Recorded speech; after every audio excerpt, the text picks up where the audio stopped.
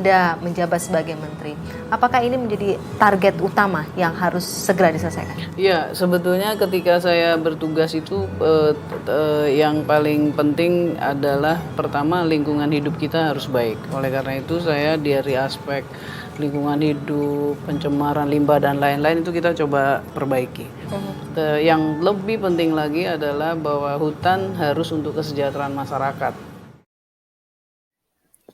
Siti Nurbaya adalah wanita Betawi yang lahir di Jakarta pada tanggal 28 Agustus 1956. Beliau merupakan anak kelima dari 8 bersaudara dari pasangan Muhammad Bakar dan Sri Banun binti Abdul Robi. Ibu Siti Nurbaya memiliki suami bernama Rusli Rahman dan dikaruniai 2 orang anak.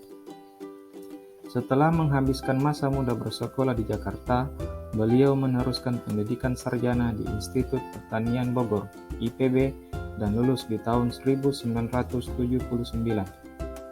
Lepas dari IPB, Siti Nurbaya memulai karir di dunia birokrasi dengan menjabat sebagai Kasubit Analisis Statistik Bapeda, Lampung di tahun 1981. Kemudian secara karir, beliau terus meroket.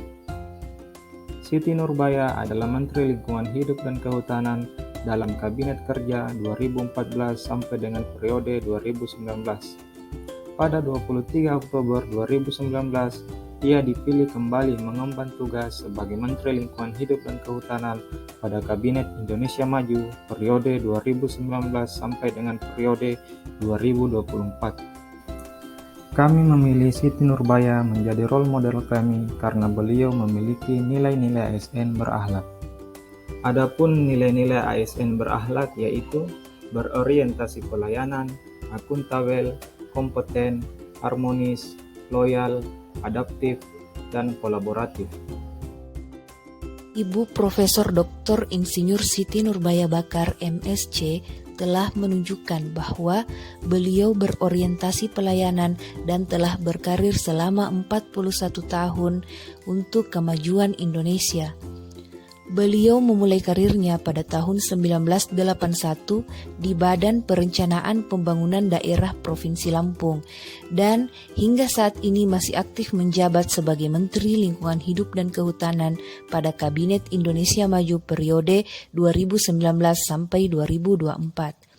Selama mengemban tugas sebagai Menteri Lingkungan Hidup dan Kehutanan, Ibu Siti Nurbaya Bakar seringkali melakukan kunjungan kerja sebagai bentuk orientasi pelayanan kepada masyarakat. Profesor Dr. Insinyur Siti Nurbaya Bakar, MSc, selama menjabat sebagai Sekretaris Jenderal di PDRI berhasil mendapatkan penghargaan laporan akuntansi standar tertinggi dari Menteri Keuangan sejak tahun 2008 hingga tahun 2011 dan penghargaan wajar tanpa pengecualian laporan keuangan dari BPK RI sejak penilaian awal. Hal ini membuktikan bahwa Ibu Siti Nurbaya telah melaksanakan tugas dengan jujur, bertanggung jawab, cermat, disiplin, dan berintegritas tinggi, serta telah menggunakan kekayaan dan barang milik negara secara bertanggung jawab, efektif, dan efisien. Dalam hal kompeten, Ibu Siti Nurbaya Bakar terus meningkatkan kompetensi diri untuk menjawab tantangan perkembangan zaman yang berpengaruh bagi lingkungan hidup dan kehutanan. Sesuai dengan bidang kerja beliau, salah satu contohnya, beliau dikukuhkan dengan gelar Profesor Kehormatan dari Universitas Brawijaya dalam bidang Manajemen Sumber Daya Alam Fakultas Pertanian. Dalam bidang ilmu manajemen sumber daya alam. Dalam orasi ilmiahnya, Profesor Dr. Siti Nurbaya Bakar menyampaikan novelty atau kebaharuan tentang Indonesia Forestry and Other Land Use atau Volunetsing 2030. Inovasi tata kelola lingkungan hidup dan kehutanan.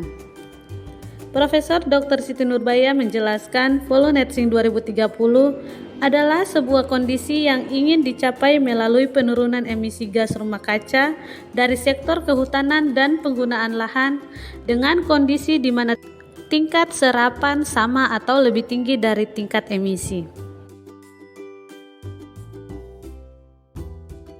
Harmonis dapat diartikan saling peduli dan saling menghargai. Menteri Lingkungan Hidup dan Kehutanan Ibu Siti Nurbaya Bakar mengunjungi Nenek Asyani selaku terdakwa dalam kasus pencurian kayu jati.